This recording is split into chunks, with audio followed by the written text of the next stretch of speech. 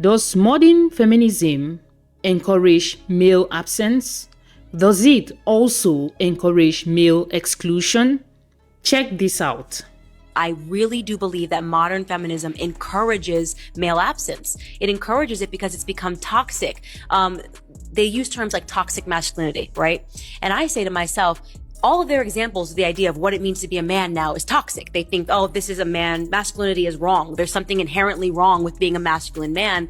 And to me, I always say that it was toxic masculinity that saved me. I had a healthy fear of my grandfather. Nobody played around with my grandfather. We still don't play around with my grandfather, and it's just, there's a certain level of respect when you're in his home. There are rules. And because I had that healthy fear, I was, I guess, more responsive to that. Because absence, it encourages it because it's become toxic. They use terms like toxic masculinity, right? And I say to myself, all of their examples of the idea of what it means to be a man now is toxic. They think, oh, this is a man. Masculinity is wrong. There's something inherently wrong with being a masculine man. And to me, I always say that it was toxic masculinity that saved me. I had a healthy fear of my grandfather. Nobody played around with my grandfather. We still don't play around with my grandfather, and it's just, there's a certain level of respect when you're in his home. There are rules. And because I had that healthy fear, I was, I guess, more responsive to that sort of authority when I had to go out in real life. I believed in structure. And yet this version of feminism today, we have women that are basically promoting men should act like women, right? And women should act like men. There's all of this confusion. You can pick your gender, you can do what you want. And ultimately what I think it's doing is feeding into this idea of a breakdown of the family. I really do. Yeah. Feminism is all confusion, First, they started that women should be strong, women should have jobs, women should go out and work and be in constant competition with the men, compete for resources, all that. It sounded so right and everyone embraced it. But it turns around to be that what the feminists really want is that they want the men to be like women, act like women, and the women to be like men and act like men. And we all know that this is not possible. And it has shown now, it has proven out, it has turned out to be that. It doesn't work. It doesn't really work. We see so many boss women, so many strong women nowadays who are on their own. They can't be with a man because two men can be in a relationship. The energy, the male energy and the female energy is the ultimate. But now the women have morphed into males, like literally, and they are now more like men. They have now had an increment in the male hormones, testosterone. And normally we know that testosterone is what controls men, their emotion, their energy, the strength, that. So two people who are with that strength and energy can't live in the same place, can't function, can't cooperate. It's not possible. So it's some sort of confusion.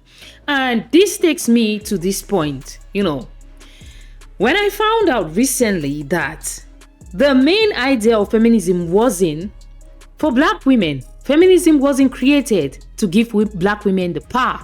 Because the people who have really benefited from feminism is the white feminists, and not even like the normal everyday white woman. It is the elite white women who have benefited from feminism. They created feminism with this idea that men are in total control of all resources. They have got the power. They've got power and control of everything in the world. And women need to have that too. So they talked about equality. And everyone bought the idea. So what did they have to do? They recruited Black women to help them fight for equality. Black women bought it because, anyone who is relegated, who is a minority, who is suffering from the hardship who is suffering from hardship and suffering from all the shortcomings of the system, who definitely fall into these things, fall into that kind of a cause. So they joined the cause with all their heart, their body, and their soul. and they were there. They fought for feminism. But it turned out that the feminism they were fighting for was against men, in quotes, the white elites, who are the men who are in the top of the chain, the food chain. They control the resource, they control the money, they've got the power. But do you know what? Most black men were not at the same level with the white men at that who were on the top. So black women, in trying to implement what they had learned from feminism and being the feminists that they were, they implemented this to their own men, the black men, without fully understanding that feminism doesn't only benefit the white women, it also benefited the white men. But the black man who they are fighting against is almost at the same level like them, because trust me, most of the black women were hustling. They were going out, they were working hard, they had low pay just like the black men. But the white women who were working hard, they had higher pay package than the black women. But the black women were equipped with feminism and they used it to fight their own men, to the point where the black man had no value. He was relegated, pushed to the side. And what is the consequences of all this? We now see so many black women being alone, raising their kids alone, single mothers. I mean, we see so many of them with kids, nobody to guide the kids, and the kids turn out to be in the system, and some of them incarcerated. The prisons are getting full, and the black family is destabilized. So feminism doesn't benefit everyone. Feminism doesn't benefit the black woman. It doesn't benefit the black family. It doesn't benefit the black man. Feminism was for the elite white women. And until now, who are the most group of people who push feminism? It's black women. It's black women. I know that they are gonna come for me in this video. They're gonna come for me so hard. I know it. No, feminism is equality. Feminism is for us. Feminism has made me to have a job, to go to school, to have access to high pay, equal pay, all that. I know that you're gonna come for me for that. And you also say that it's because of feminism that's the reason why I'm here. I can sit on YouTube and make a video and earn some money. I know you're gonna say that, but think about this. Feminism is not for you. It wasn't created for you. It was only created to foster confusion between men and women. Because you say you want men and women to be equal today, and you just wake up. Today is Friday. I want men to be like women, and I want women to be like men. So guys, without much talk, let's take a look at the comment section of this video, because every time we talk about Candace Owens, it's good to check the comment section because there's always something really good and the discussion keeps going. The banter is so good that you don't want to miss it. Check this out. It doesn't encourage male absence. It encourages holding men accountable. Really? Let's check the ensuing comments on this one. So someone said, please rethink your reply. Another one, accountable for what? It's really funny, like accountable and nothing further, no comment. It encourages holding men accountable and nothing. You've got nothing to add. Who? And she said, their actions. That's not enough. We want more. What problem crisis? Women want the traditional man without them reciprocating. Accountable is not kissing women's behinds. Of course. Like I always say, if you as a woman want a traditional man, you should reciprocate. Why not be a traditional woman? It's that simple. Is it so difficult to be a traditional woman? If you desire to be a traditional woman who is pampered, provided for and protected by her loving husband, her traditional husband. Lady, you need to be a traditional woman. You need to be. And she goes, not all women do. And how does holding yourself accountable towards women mean kissing their behinds? Okay. This is interesting. And it's also about what you consider to be traditional. Let's not act like traditional wives benefited all women and men the same. This is how the feminists argue about being a traditional woman. I saw a video of someone saying that traditional wives were depressed because they were always locked up in the house alone and they had so many mental health issues. Like, seriously. And every woman wants the traditional man, full chivalry, but they want to run their mouths on the streets. If you want to be in the streets, go to the streets. If you want freedom, be free. Don't ask for what you can't keep. You can't reciprocate, right? Simple. And every man wants a traditional woman, but can't be responsible or respectful or accountable or faithful or fulfilling. It all depends. Like, I mean, why is it that when a woman is being hurt by one man, she concludes that all men are the same?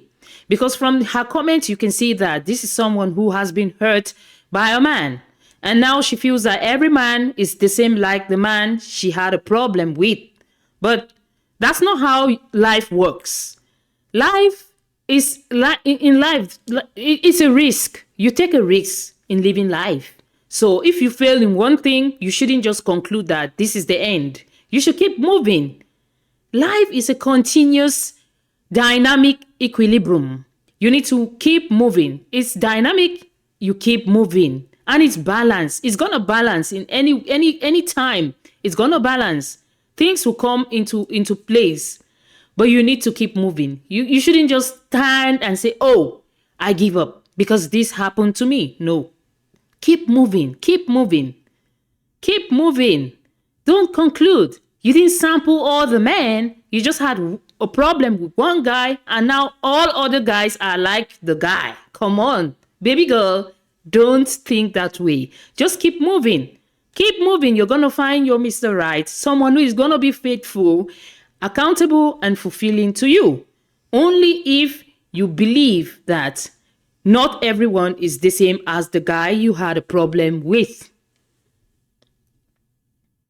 Every man wants a woman to change for him, just to cheat with the very thing she changed from. Okay.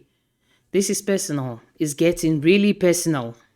Two parents' households only work when both parents are fulfilled. It's not about tradition, it's about the people.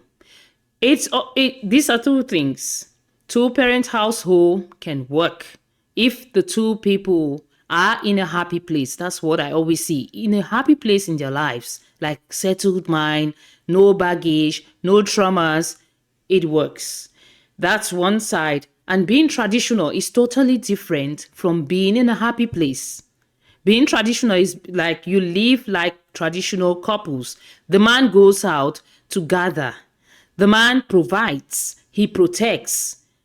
He guides. And you, as a wife, is the home manager. You stay at home, you take care of the kids, help them with their assignments, and you cook warm home cooked meal. You dress, you take care of yourself, clean yourself, and wait for your king to come back home, and you give him a treat just like your king. That's a traditional household. That's a traditional marriage.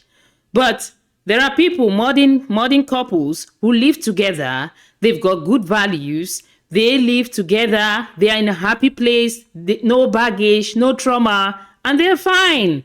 So not everyone is supposed to be a traditional man, a traditional woman, or be in a traditional marriage. Not everyone. But you can still have the best of both of both worlds if you are in a happy place. You have a level mind. Your mind is settled. You're not so overly worried about little things. You don't pick on little things, So I don't know. I don't know. But that it is what it is. So someone said, every man, where did you learn basic statistics? That's what I just said. My ladies, my darlings, stop saying every man. If you've had an experience with one man, two, three, that doesn't make every man to be the same like them. Stop using every man is this, every man is that. No, that's your experience with men, and that's unique to you. And you'll be shocked that other people got different experience with men, they will say something else. So we should learn not to generalize, because when you use every man, it's so generic. You should be specific. And I know sometimes it's so difficult to have like a clear, simple discussion with someone who has been hurt. I know how it feels. I know sometimes when you see some things, it triggers you to say these things. But always remember, if you've had an experience with one man, two man, three man, not all men are the same. And life keeps moving. You need to keep moving. Stop getting yourself stuck with something that hurt you. You had that experience, but it's past and gone. You had the experience to understand how life works. Use it as an experience. Use it as something that you can work on for the future, for the present and for the future, so you don't make the same mistake in choosing your partners. Thank you all, my beautiful people. Thank you all, ladies and gentlemen. Let's continue the conversation in the comment section. Is Candace Owens right that feminism has encouraged the absence of men and also the exclusion of men? Drop your thoughts, stay free, and always remember to come back. Click like, share, and do not forget to subscribe. Until next time, see you all. Bye.